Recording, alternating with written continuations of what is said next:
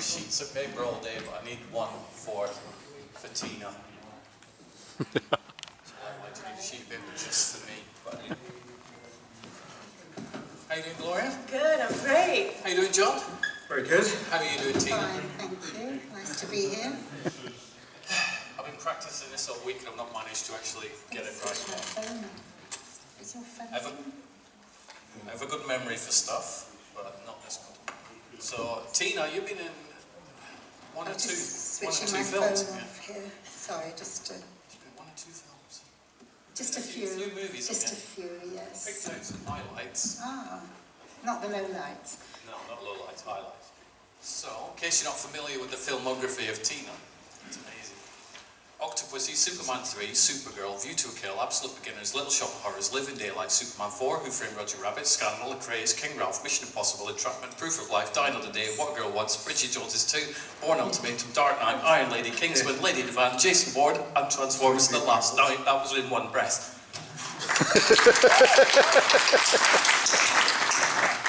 TV-wise, French and Saunders, Inspector Morse, Comply With Me, Escape Artist, Magnum P.I., Hard Tomorrow, Only Fools and Horses Twice, Little Britain, Thick of It, and Holby City. I've done more than that, but... And this little film called Star Wars Return of the Jedi, Yes. which is great. That's the first time I've been able to do your filmography highlights in one breath all week, and I have been trying, so... There we go. So how have you three enjoyed your day then? What have you been up to? It's been very good actually, and it was a very attractive place, I have to say. The view from my hotel window has been delightful. Lots of nice people. Thanks for making us very welcome. I've loved it. I've enjoyed it. This is my first time in Wales, so came up yesterday from London, and the weather's beautiful. It's nice to breathe some fresh air. But everybody's just been amazing, so kind and so much fun. I love doing it because you get to meet the fans, you get to meet the people that really go and see the movies, and people that want to get involved, and I love it.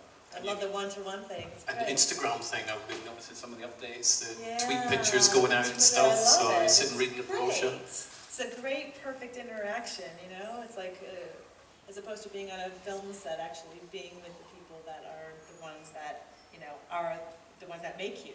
I mean, it's great. I love it. How about you, Tina? You enjoying it? Everybody's made me welcome. I've only done a few conventions, not like John here, but it's lovely, and I like it so much that I'm staying a few extra days here to have a look around. It's a lovely, nice area, and people made me welcome. It's a nice area. I came down 2 years ago because it's the third Sci-Fi Wales event, and I came down. Well, no, I did leave, and I live about an hour and a half away from here, and I came down to just have a meeting with Rob, the organiser of this thing. I ended up staying 3 weeks and just helping him, you know, do all the panel stuff 2 years ago. Last year he invited me back to do the Q&As again. Crazily enough, he's invited me back this year again, so third time lucky. So I enjoy doing them. So you said you've not done a lot of these type of things before. No, I was asked to do them about 10 years ago, but I wasn't available at the weekends then. But so I just started last year. Is there a favourite aspect to them? Well, it's nice to meet people, and they also make you so welcome, which is nice. So you feel part of a big family. And you're all three of you are part of a big family, Star Wars. I've known John for many years. You know, so we've got the sort of classic trilogy versus The Force Awakens. Yeah. The family just keeps getting bigger and stuff. So. I was watching your scene on Blu-ray day before yesterday as a refresher. So tell me about your experience filming that scene on Jakku. Well, let me tell you what happened. It was by a fluke. I mean, I was actually an extra, and director J.J. Abrams called in the girls, you know, because he wanted to see who could pick up a gun. And I am actually an ex-cop from Chicago. That was what I did in Chicago. And so when I picked up the gun, I didn't mean to, but I pointed it directly at him, and he was literally, you know, looked at me and he's like, you look like you're gonna bleeping kill me. And I thought, oh my God, I'm gonna be fired as an extra. This is just so ridiculous. And then the next thing you know, a couple of the runners and the producers had pulled me aside, and I didn't kind of know what the fuss was. And they're like, we'd like to give you a shot. And I said, a shot? And then he came up to me and said, I'd like you to come out, this is what I want you to do, and what did you do for a living? And I said, well, I was an ex-cop. And he goes, so you know what it's like to protect someone. So imagine if you're trying to protect this village, you're trying to protect Poe, and this is what you should be doing. And we shot it like 3 times. And the last time all of a sudden I hear, Gloria, Gloria. And I'm like, who's calling me? And they're like, the director's calling you. And so he pulled me behind the camera and showed me the whole scene right then and there. And he was like, watch, watch, watch. He's like, bam, and it was the biggest thrill ever, because you're thinking to yourself, my God, I'm in Pinewood, I'm on this magical set, stormtroopers are walking around, and here I am behind the camera with J.J. Abrams. And we didn't find out until 1.5 years when finally it came out that it was edited in. And that's kind of the whole great, and then it kind of superseded from there. And then I have a Topps card, a collector's card coming out this month, so it's very exciting. That's amazing. Yeah, it's really cool. So this is a question for all 3 of you, really. Spoke last year with some of the characters, the actors who were playing characters in the first Star Wars, A New Hope. So they obviously weren't aware that Star Wars was going to be this big, massive thing. All 3 of you would have been, because you were a Jedi in Force Awakens. So what was your thoughts going into this thing? Was there any, not apprehension, but what were your feelings about going into something that was massive? I think, I think I was certainly aware that Revenge of the Jedi, as it was called then, was the working title. I was aware that it was going to be it was obviously going to be a huge movie, and it was a big thing, and it was exciting, and very impressive to be kind of on the set alongside Harrison Ford and Mark Hamill and Carrie Fisher. It was exciting, but I don't think we actually realised quite how big it would turn out. It was a huge movie. It was well paid. It was exciting. It was fascinating set and all that. But no one actually realised quite how huge it would be, and certainly nobody realised that 33 years on, we would be sitting discussing it, and there would be people walking around here dressed in costumes from that movie, which is great, really. I mean, it's just become part of the the Star Wars universe, almost a religion to some people, but maybe that isn't such a bad thing. That's what it means to me now, I think. I feel the same way actually with John, because it wasn't exciting. You felt it was an excitement, but one didn't know it was going to be such an iconic film. But it was nice to work with Harrison Ford and Carrie Fisher. She was very sweet.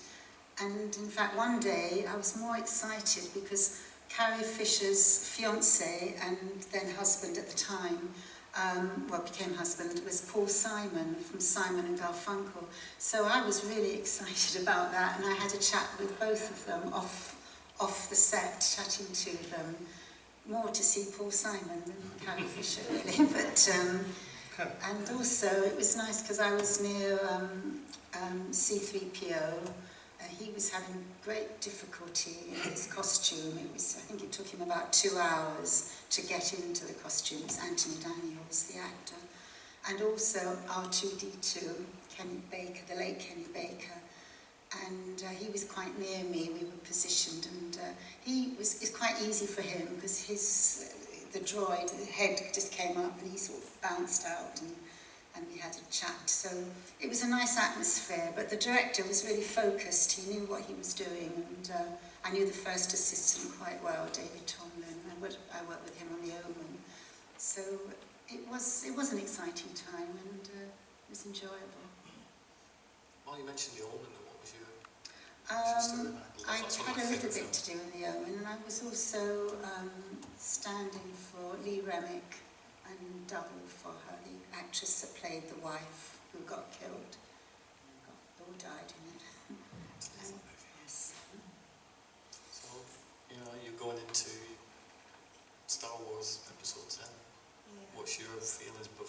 is there a sort of nerves or, oh my God, this is huge, because you must obviously know how massive that will be. Oh, well, yeah, I mean, you've got to understand, I've come from the age, without saying my age, I come from the age where, you know, we've been waiting for like the Star Wars to resurface again. So it was inevitable, you know, there was going to be a film. It was just a matter of when. So 10 years after the fact, you're like, oh my God, what is it going to be about? Who's directing it? What's happening? Like, what's the story? And you know, finally, when you go ahead and you're doing it, and then you're edited in the movie, and you see like what's happening. It's quite amazing. It's quite amazing. Yeah, it's amazing. And you know, it's always going to be. I mean, it's always going to get better and better. And there's obviously Rogue came after. You know, and it's a continuum. I mean, it's a continuum. Now it's a continuum. It's never going to end. There's always going to be something that's coming out in order, which is great. You know, so yeah, perfect. I love it. It is great for a Star Wars fan. I mean, I saw Jedi. I remember the painful years between Empire and Jedi coming out. And it's like, this, I need to know whether Darth Vader is lying, and it was Vader Childs in 11 or 12. It was a horrible waiting. Now we're like, there'll be one out next year. Another one, and it's great. So it's very exciting. It's very good. It's exciting times, because we never thought there would be any more Star Wars. No, and I think now the newbie fans, the new people who haven't seen it, now they're going back and they're watching all of the other ones, and now and they want to know what's happened. They're trying to like regain the kind of get the background. Yeah, exactly. When we did the original, the first three original, there was no CGI, so everything you saw is what you got, you know, which was good in some respects, but That's very true. yes, it was just. I mean, you mentioned before, John, that it's a kind of religion type thing. Annette, who's there somewhere. Hello, Annette. We work a day job, and we work in a big office area, and it's, how many people's in there? Maybe 100? 200 people, whatever. And there's a guy we work with who, he's probably, how old's David? About 50? About 50. And we're talking movies, and we mentioned Star Wars, and he went, I've never seen Star Wars. I've never seen about 150 people turn around as quick going, what? What do you mean you've not seen Star Wars? And we did it all afternoon. We were like, oh, he's never seen Star Wars. People would walk in, they're like, what do you mean you've never seen Star Wars? And we just tormented this guy all day. Because it's so rare to find somebody who's not watched one of those films. I think this is him. I think he's lying. I think he secretly watched it lots of times, and for some reason he didn't want to say it. Yeah, everyone should watch Star Wars, for sure. They should.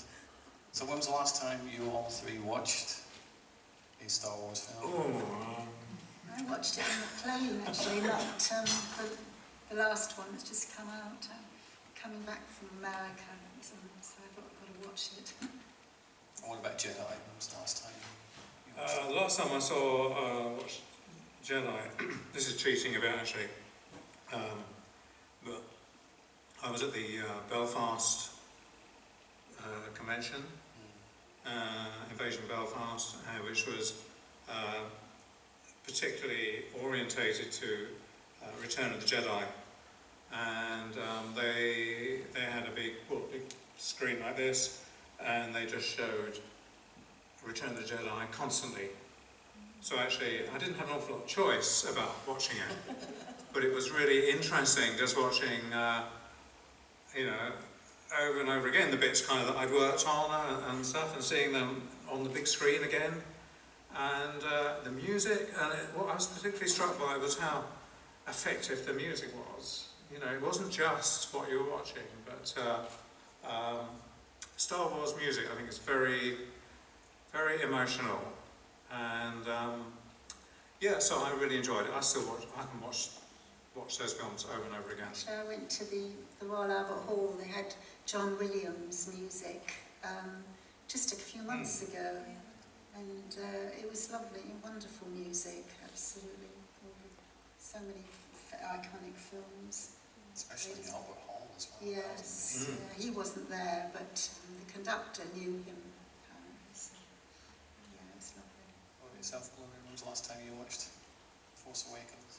Well, it's been on Sky, believe it or not. So, like, every now and then my husband will go, Gloria, you're on. on, and then I walk in the room and it's like, there it goes, you know. And you go, oh my God, how cool is this? So You it's- look like you're ready to shoot Yeah. J.J. Abrams in the face. There you go. Yeah.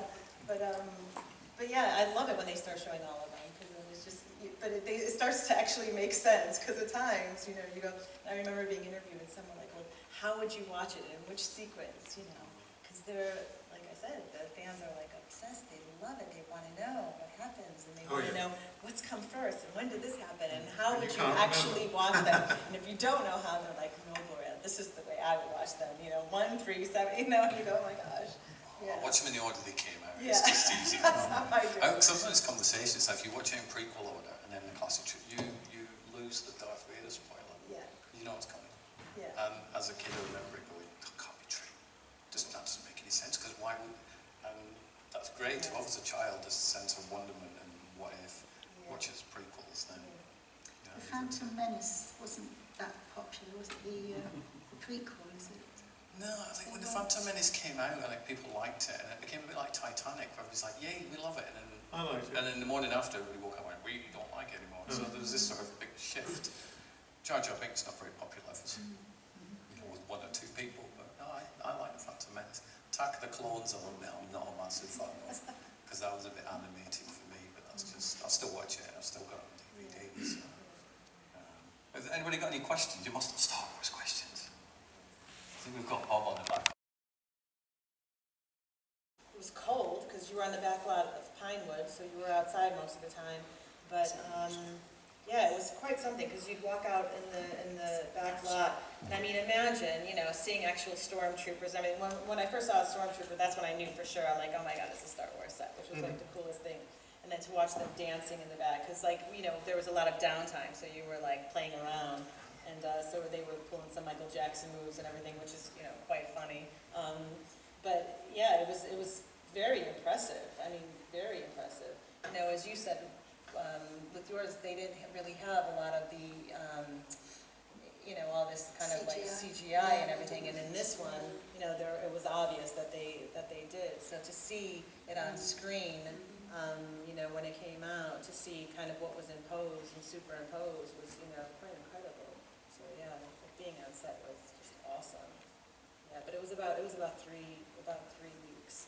Yeah, so, and everybody was on there. It was so much fun. J.J. Abrams made everybody feel so comfortable. I mean, he would treat the top actors, extras, you know, the stand-ins, everybody the same. There was like nothing different about how he treated everybody. He was super kind. Everybody was having so much fun, and yeah, it was, other than being a little bit cold, it was all right. Because he's from the Star Wars kid generation as Yeah, well, isn't he? yeah, So for he's sure. such a big fanboy when it comes to Yeah. Star Wars. So. Yeah, for sure. And especially doing, you know, Lost and everything else, all the, you know, things that he's directed, just, you know, kind of this, like, super, you know, real kind of thing that he does. They've had difficulty with this last one, that they've actually fired the director. They've got Ron Howard in, I believe. So. That sort of came out of nowhere, didn't it? They had these people directing it, and then, oh, they're gone. You're like, hang on a minute, who they got? Ron Howard. Ron Howard, good director. There's Yeah, 2 very of good. them. Yeah, there's 2 of them, isn't there, directing? Yeah. So, as long as the film's still good and everybody's okay, then that's the thing. So what about your time on Jedi Team? What was your sort of schedule like, or typical day? Or It was long. It was quite long days. It was. It was long days, and once you were on set, that was it. You couldn't really move. You know, you were there. But so there was a sort of a quiet atmosphere, and then it did liven up when one of the actors, Billy D. Williams, came on set. He was playing Lando, and he started joking, and everybody was laughing. So he livened everything up. But before that, with Harrison Ford and Carrie Fisher and Chewbacca, it was quite a little bit somber. But he certainly livened everything up. So. Yeah, I think Harrison Ford actually did sort of cast a very kind of serious note when he was around people. I think we're almost a little, maybe I'm going to overstate it, a little bit wary of kind of incurring his sort of annoyance. You know, he was very he wasn't unpleasant, but he was deadly serious. Just focused on what Didn't he was really doing. didn't want to have fun, didn't want to joke. Mark Hamill, and in my experience, Carrie Fisher was certainly could be really good fun. You know, they were up to enjoy themselves. Particularly Carrie Fisher, actually. She particularly enjoyed herself. But you know, they were there when once Harrison Ford was there. You know, it all became a little bit more serious, I think. Mind you, you weren't there with Billy D. Williams, because he livened everything. I never saw him. I was reading, I mean, you wearing the I mask can of, imagine that. the mask of Klaatu.